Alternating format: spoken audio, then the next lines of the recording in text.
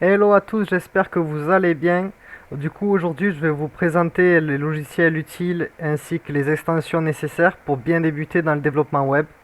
Du coup, c'est parti. Alors, tout simplement, nous allons rechercher le logiciel qui s'appelle Visual Studio Code.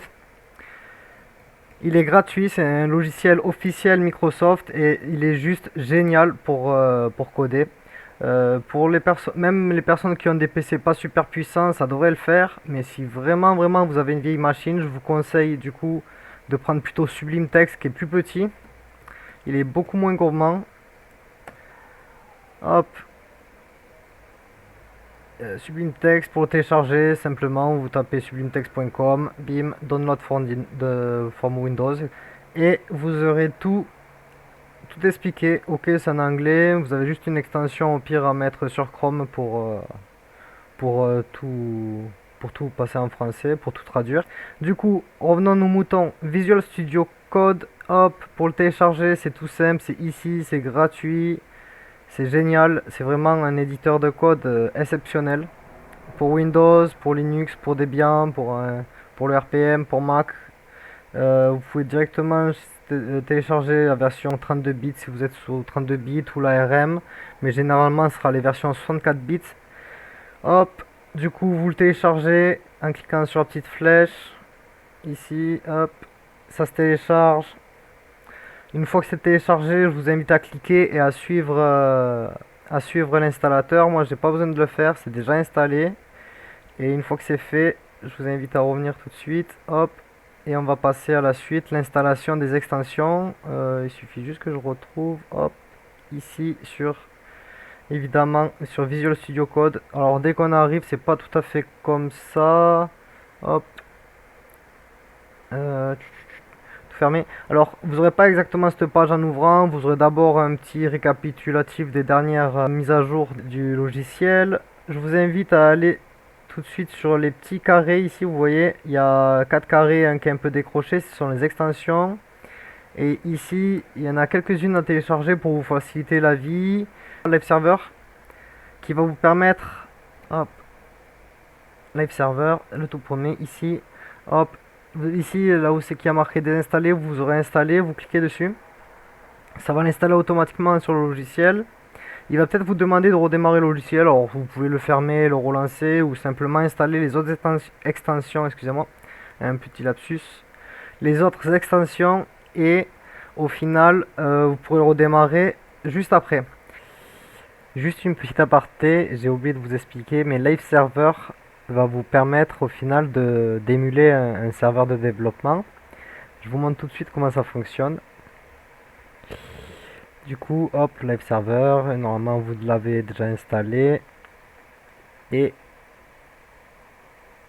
juste ici, on a par exemple sur ce dossier, on a un index. On va vraiment créer un vrai index vraiment pour montrer à peu près. Hop, vous voyez, là on va mettre un H1. On va dire bonjour. Ou ouais, bonjour. C'est parfait. Et du coup, une fois installé et avec le logiciel redémarré, Live Server, il est ici. Click Run Live Server. Il faut juste attendre un peu. Ça va ouvrir dans un lab et là, du coup, vous l'avez pas. Hop. Si je fais ça, voilà. C'est parfait. Vous voyez, bonjour. Ok. Mais si je prends, hop, je reviens ici. C'est vrai qu'il faut faire le switch. Et là, le bonjour, je vais le transformer. Je sais pas, bonjour YouTube. J'ai pas d'idée. Bien énervé. Et tout de suite, si on juste on retourne sur Chrome, ça a changé tout de suite en fait. Ça évite de toujours refresh quand on fait la moindre modification en HTML, CSS. Bon, JavaScript, généralement, il faut refresh, mais pas toujours. Mais avec React, il faut refresh, vu que ça prend... On expliquera les détails plus tard, ce sera plus simple. Du coup, voilà comment ça fonctionne Live Server. Et pour le couper, c'est très simple aussi. Hop. Ici, en bas, vous voyez, là où il y a marqué port, je sais pas si c'est le même port que vous aurez. Peut-être que si, j'ai pas touché, je crois que c'est l'original. On a juste à cliquer, on attend, c'est bon, là il est éteint. Donc si on retourne sur la page Google, on est sur Google Chrome, on fait F5. F5 ça sert à refresh la page, CTRL F5 aussi. CTRL R ça sert à recharger le CSS. On verra plus tard qu'est-ce qu'est le CSS. Du coup voilà, c'était une petite aparté pour vous parler de Live Server. Bracket Colorize 2. Alors ça s'écrit comme ça. B-R-A-C-K-E-T per Colorize 2.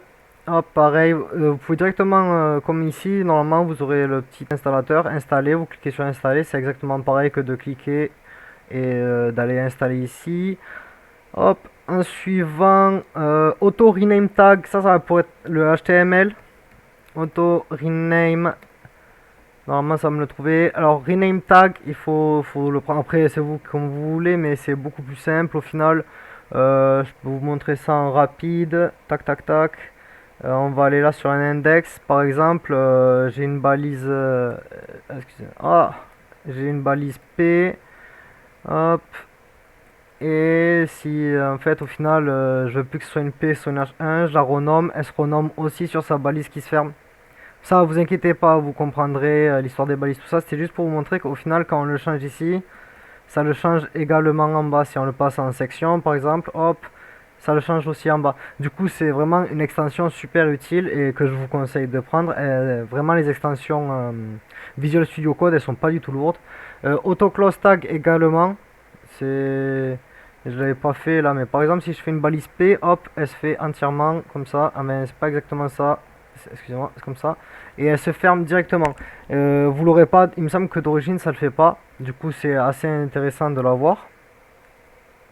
Et du coup, à la fin, je vous propose le VS Code Icon qui va vous, au final, quand vous aurez les abordances de dossiers comme ça, par exemple, hop, on va créer un dossier qu'on va appeler config.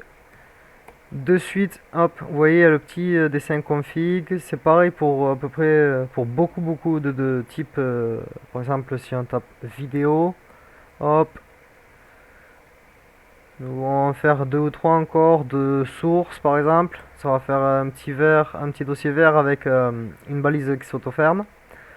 On pourrait faire aussi, il y a image, voilà. Donc vous voyez, quand on crée un dossier, ça met un petit logo à côté. Même là, le petit HTML5, ça met du 5. Pour CSS3, ça met le 3.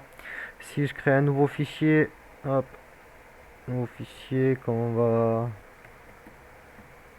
Hop, ouais, JS, ça va me faire ça. Mais si je fais du JSX, vous voyez, direct, ça va comprendre que c'est pour du React. Mais ça fait rien de spécial. Il y a aucun... C'est pas parce que je vais taper JSX comme ça que de suite je vais pouvoir faire du React comme ça, non pas du tout.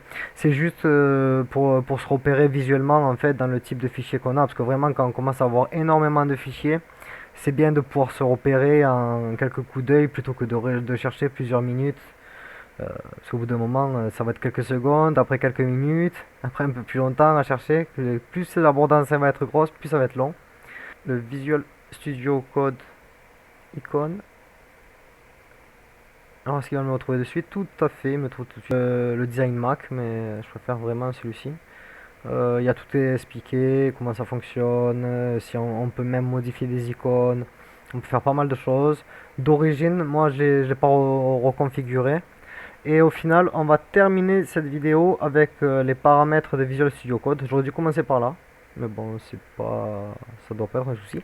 Direct, vous ouvrez les paramètres en bas à gauche ici, à gérer. Ouais, je suis pas sûr qu'il est en français le vôtre, mais on verra bien. Ici, vous pouvez choisir le l'autosave. Ok, du coup, j'ai trouvé, c'est en fait dans les extensions, il suffit de taper langue ici. Il me semblait bien qu'il fallait taper langue, mais je me rappelais pas que c'était dans les extensions. Et bon, pour plus de simplicité, vous pouvez taper French Language, encore plus simple. French. Et au final, vous aurez le package tout en français pour Visual Studio Code. Peut-être qu'il faudra l'activer dans les paramètres, mais ça m'étonnerait. Du coup, une fois que tout ça c'est fait, que vous avez installé toutes les extensions, hop, je vous invite à fermer Visual Studio Code. Je vais pas le faire, sinon ça va me faire bugger OBS. Et à le rouvrir, en fait, tout simplement. Vous pouvez soit vous l'avez sur votre bureau, soit en tapant Visual Studio Code dans la recherche Windows. Et vous l'avez tout de suite ici. Voilà, en espérant que la vidéo vous a plu, je vous invite à lâcher un maximum de pouces bleus et à vous abonner. Si vous voulez en voir d'autres, n'hésitez pas à laisser des commentaires. Voilà, au revoir.